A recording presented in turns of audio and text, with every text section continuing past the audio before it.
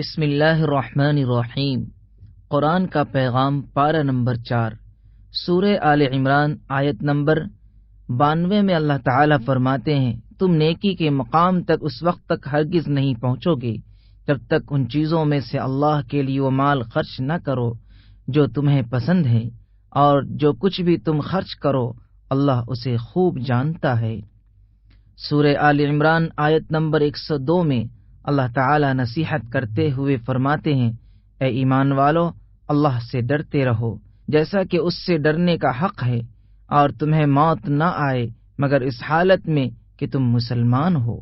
سورہ آل عمران، آیت نمبر 104 میں اللہ تعالیٰ یہ ہدایت دیتے ہیں، تمہارے درمیان ایک جماعت ایسی ہونی چاہیے جس کے افراد لوگوں کو بھلائی کی طرف بلائیں، نیکی کا حکم کریں اور برائی سے روکیں، ایسے ہی لوگ ہیں جو کامیابی پانے والے ہیں۔ سورہ آل عمران، آیت نمبر 110 میں اللہ تعالیٰ فرماتے ہیں، تم وہ بہترین امت ہو جو لوگوں کے فائدے کے لیے وجود میں لائی گئی ہے، تم نیکی کا حکم کرتے ہو، برائی سے روکتے ہو اور اللہ پر ایمان رکھتے ہو۔ سورہ آل عمران، آیت نمبر 119 میں اللہ تعالیٰ فرماتے ہیں، اللہ سینے میں چھپی ہوئی باتوں کو خوب جانتا ہے۔ سورہ آل عمران، آیت نمبر 130 میں اللہ فرماتے ہیں، اے ایمان والو، تم کئی گنا بڑھا کر سود مت کھایا کرو اور اللہ سے ڈرتے رہو تاکہ تم کامیاب ہو جاؤ۔ سورہ آل عمران، آیت نمبر 145 میں اللہ کا فرمان ہے، جو لوگ شکر ادا کرنے والے ہیں ان کو ہم جلد ہی ان کا اجر عطا کریں گے۔ سورہ آل عمران، آیت نمبر 159 میں اللہ تعالیٰ یہ خوشخبری سناتے ہیں، اللہ یقیناً اس کی ذات پر بھروسہ کرنے والوں سے محبت کرتا ہے۔ سورہ آل عمران، آیت نمبر 180 میں یہ بتایا گیا ہے کہ زکوٰۃ نہ دینے والے کو عذاب ہوگا۔ جو لوگ مالدار اور صاحب نصاب ہونے کے باوجود بخیلی و کنجوسی کی وجہ سے اپنے مالوں کی زکوٰۃ ادا نہیں کرتے ہیں اور مال جمع کر کے رکھتے ہیں، اللہ تعالیٰ فرماتے ہیں کہ کل قیامت کے دن ان کا مال سانپ بنا کر ان کے گلے میں ڈال دیا جائے گا، اور قیامت کے دن ان کے مال کی تختیاں بنا کر ان کے جسم کو داغا جائے گا۔ تمام مسلمانوں کو آخرت کے عذاب سے ڈرنا چاہیے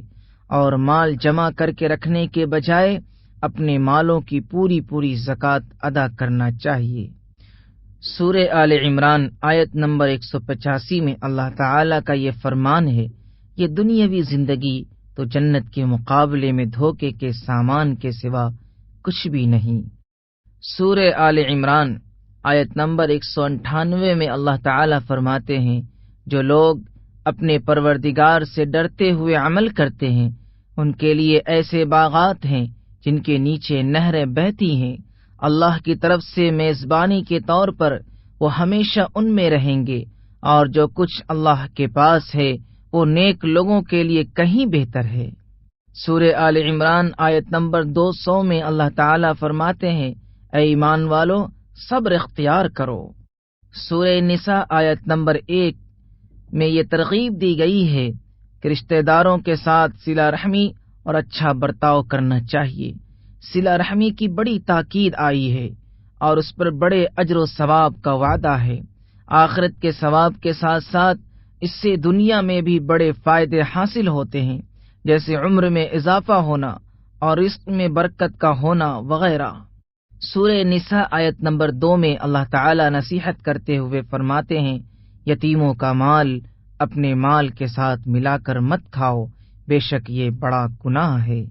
سورہ نساء، آیت نمبر 10 میں اللہ تعالیٰ فرماتے ہیں، یقین رکھو کہ جو لوگ یتیموں کا مال ناحق کھاتے ہیں وہ اپنے پیٹ میں آگ بھر رہے ہیں اور انہیں جلد ہی ایک دہکتی آگ میں داخل ہونا ہوگا۔ سورہ نساء، آیت نمبر 19 میں اللہ تعالیٰ نے شوہروں کو یہ ہدایت دی، تم بیویوں کے ساتھ بھلے انداز میں زندگی بسر کرو، اور اگر تم انہیں پسند نہیں کرتے تو ہو سکتا ہے کہ تم کسی چیز کو پسند نہ کرتے ہو اور اللہ نے اس میں بہت کچھ بھلائی رکھ دی ہو۔